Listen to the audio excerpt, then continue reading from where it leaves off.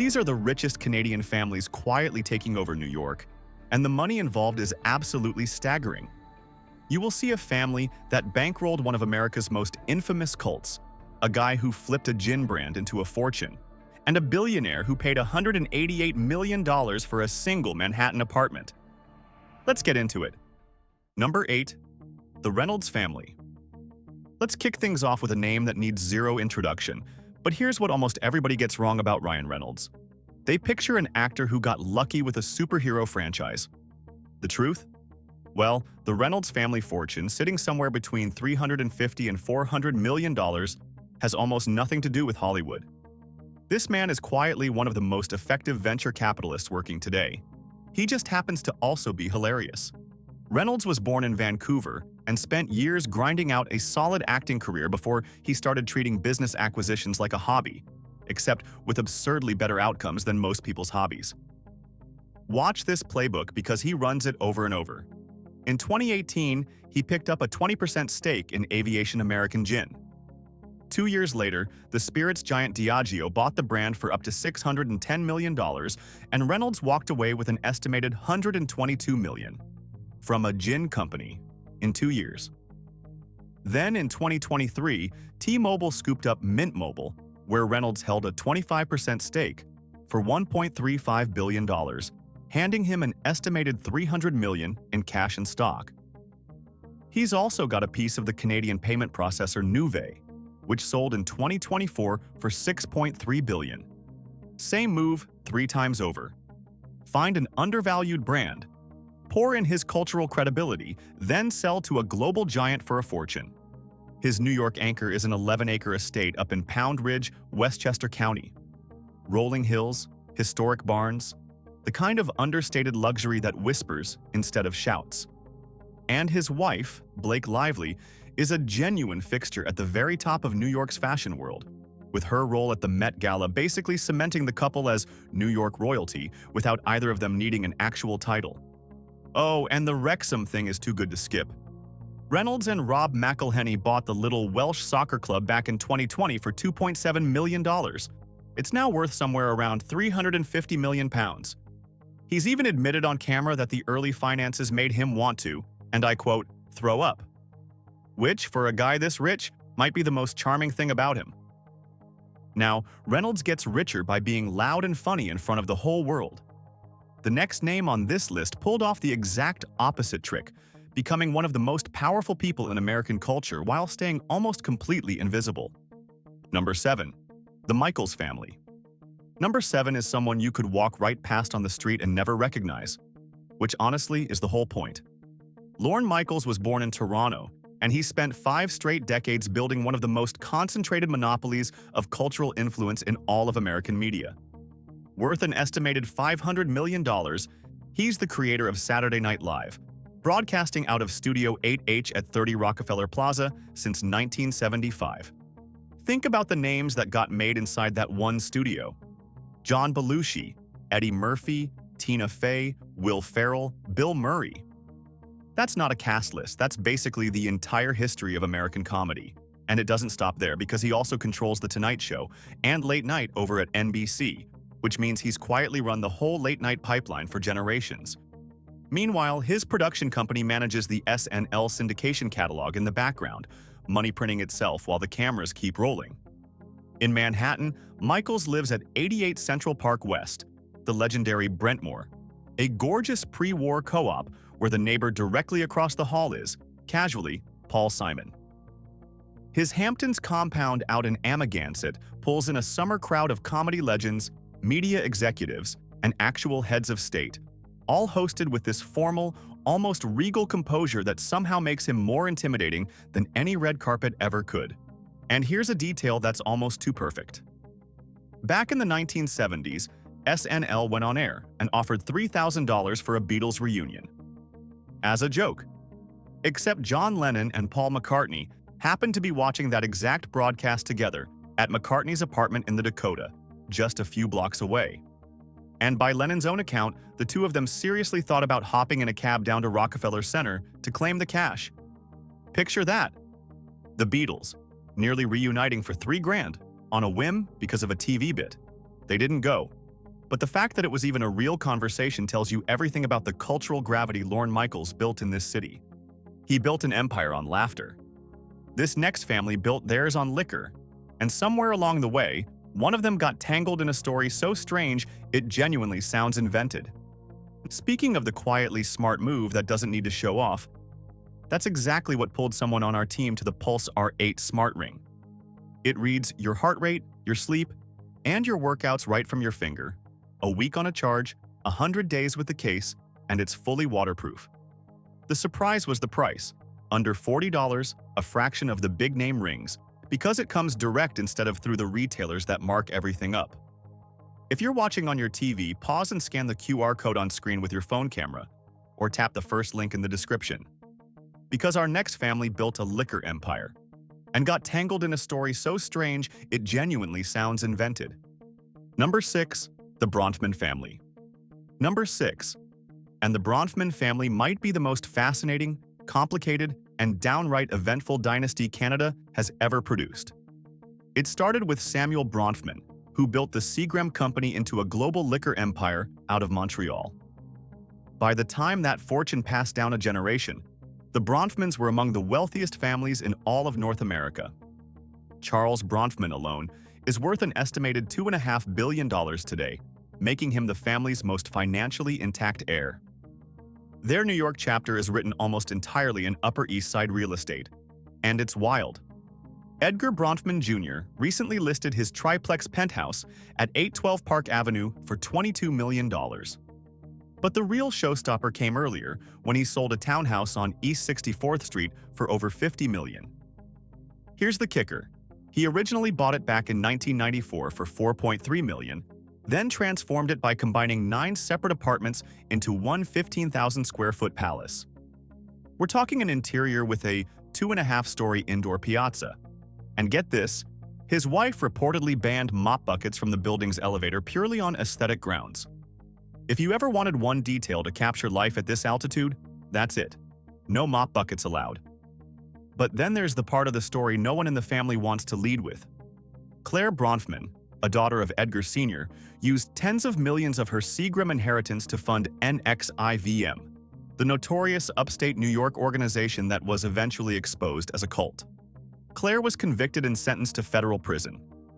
After her release in 2024, she sold off her 234-acre equestrian estate at a steep discount and quietly slipped into a $2 million Manhattan apartment.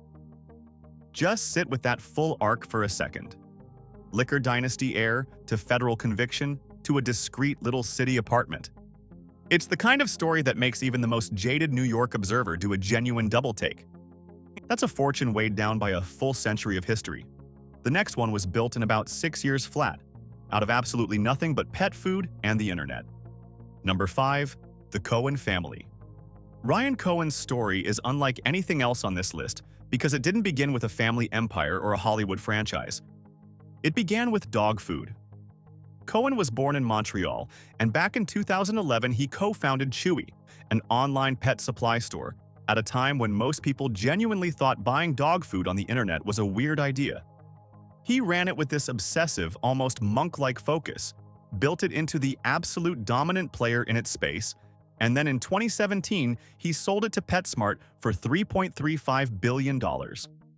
At the time, that was the largest e-commerce acquisition in history. And here's the part that stings. If you're over 30, he was 31 years old, and his personal cut was estimated at around $1 billion. $1 billion, from a pet food website. But here's where it gets fun, because the man did not retire. Through his private investment vehicle, RC Ventures, he turned into an activist investor, snapping up a massive stake in GameStop and eventually installing himself as chairman and CEO. And that single move lit the fuse on one of the most surreal financial events in modern history. In early 2021, millions of everyday retail investors organized around GameStop, the short squeeze heard around the world, exploded. And suddenly Cohen's individual social media posts were moving billions in market value overnight. A single emoji from this guy could send a stock to the moon. The internet crowned him the meme king, and the name stuck. His fortune today sits somewhere between $3.1 and $4 billion. His New York operation runs through elite midtown law firms for his proxy fights and hostile board takeovers, and his capital is woven into the city's real estate through commercial bridge lending across the metro area. But the man himself? Intensely private, almost invisible to the public. Which is the truly surreal part. He's a near-mythical folk hero to millions of people who have never once seen his face. Cohen built a legend by going quiet. Our next Canadian has the exact opposite problem because he is physically impossible to miss, mostly because he tends to show up in a Ferrari. Number 4. The Stroll family. Number 4. And Lawrence Stroll is one of those people where the details are honestly just as jaw-dropping as the numbers, and the numbers are already insane. Born in Montreal, Stroll built his very first fortune importing European fashion to North America, setting up Ralph Lauren's Canadian presence, then acquiring Tommy Hilfiger with a partner and taking Michael Kors public on the New York Stock Exchange back in 2011. Then he did what any sane billionaire would do. He reinvested everything into his two true obsessions, luxury cars and Formula One. He grabbed a controlling stake in Aston Martin and built out their F1 team. Oh, and his vintage Ferrari collection alone? Estimated at over $150 million. With a total net worth around $3.6 billion, this is a man who collects Ferraris the way the rest of us collect, I don't know, fridge magnets. His New York chapter is incredibly specific and incredibly extra. In 2014, Stroll paid $55.6 million for a full-floor condo on the 85th floor of 157 on Billionaire's Row. Then came the renovation, and this is where it gets ridiculous in the best way. Entryways wrapped in woven suede. A 1,500-square-foot master suite staring straight out over Central Park. A custom three-toned ceramic sculptural wall commissioned from an actual artist. And a fully automated system running the entire unit's lighting, security, and climate. This isn't an apartment, it's a curated art environment that someone decided to suspend 85 floors above Manhattan. He later listed it for $70 million, dropped it to $59 million, and still came out ahead on the renovation math. Of course he did. And here's my favorite little wrinkle. His son, Lance, drives for the Aston Martin F1 team. Lawrence owns the Aston Martin F1 team. There has been, let's call it, public conversation about that arrangement, and Lawrence has remained completely, gloriously unbothered by all of it. Because he owns the team. End of discussion. Stroll pours his fortune into speed and spectacle. The next man built his on something far less glamorous, and then spent it in ways that'll make your jaw physically drop. Number 3. The Katz family. Number 3. And the Katz family story is so quietly impressive that it barely gets the attention it deserves outside of Canada.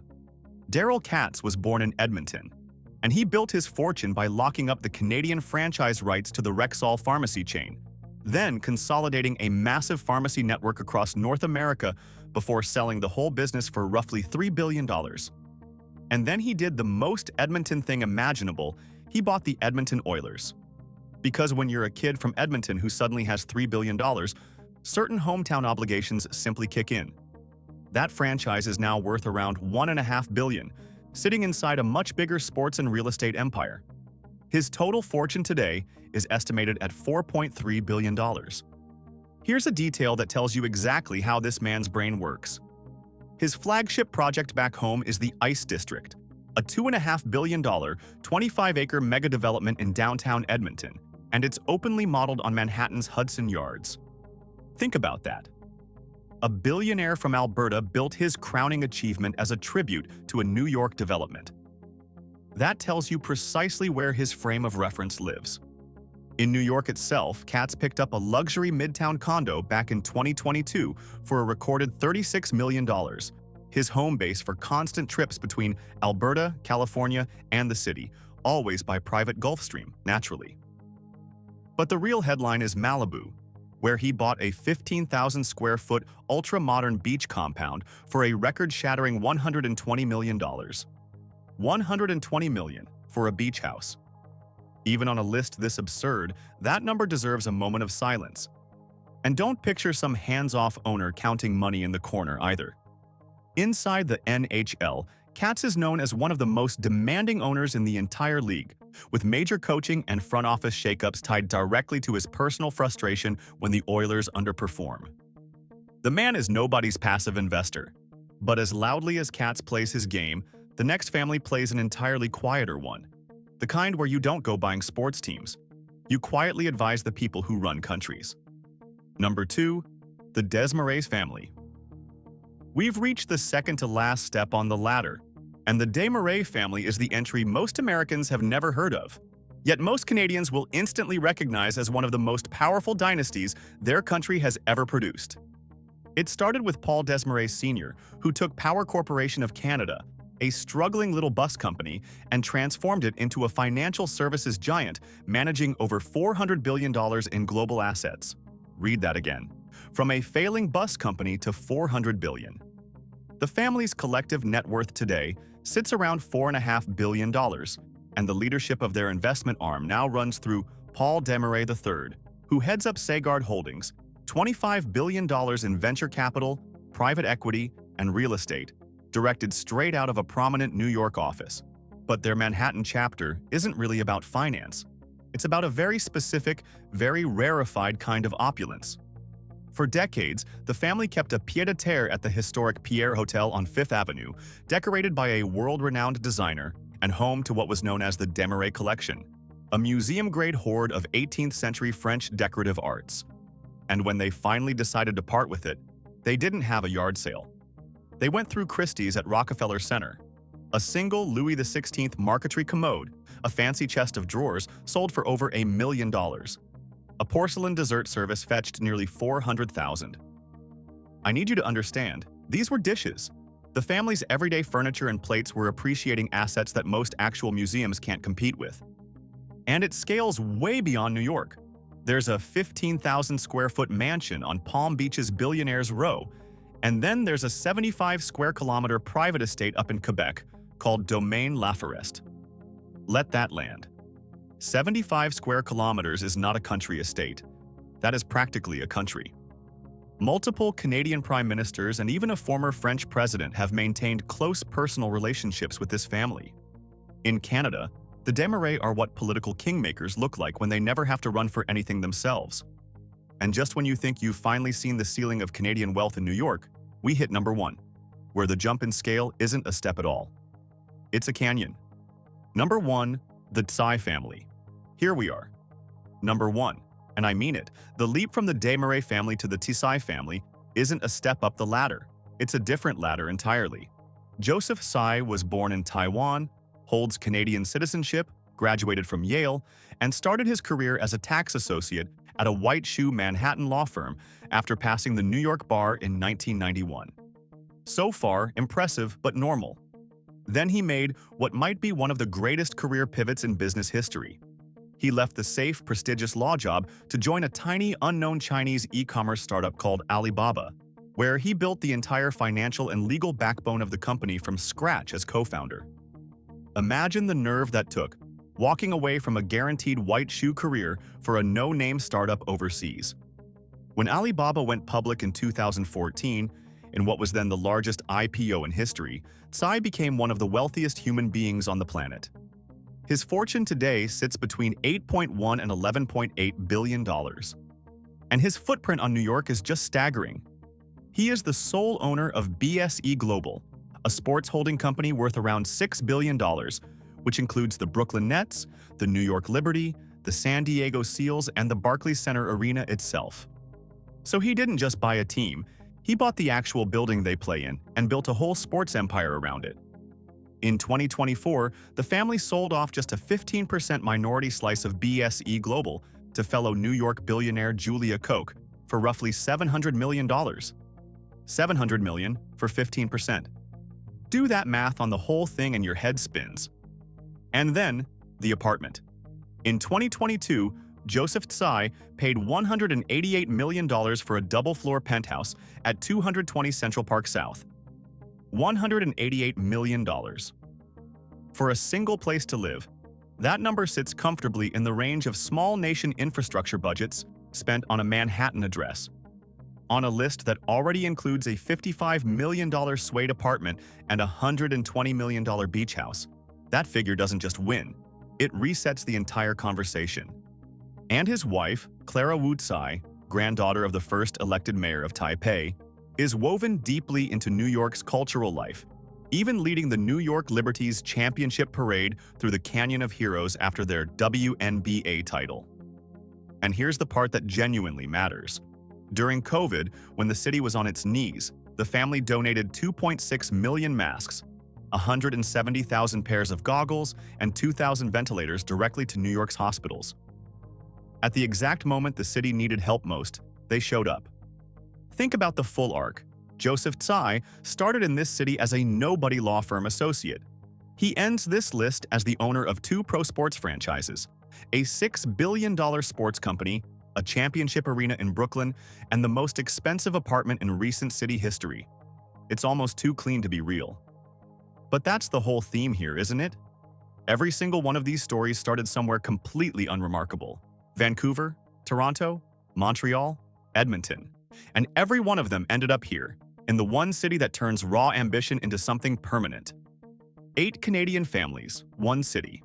Gin brands, cult money, the GameStop squeeze, Formula One teams, a $150 million Ferrari collection, and a penthouse that cost more than some countries spend on roads. New York has always pulled in the world's most ambitious people, and it turns out some of the most fascinating ones have been quietly slipping down from just north of the border this whole time. So I'm curious, which family surprised you the most? Drop it in the comments. And if you want to see the richest families in Los Angeles or Miami next, that video's waiting for you. Smash that like button, subscribe to Global Status, and I'll see you on the next one.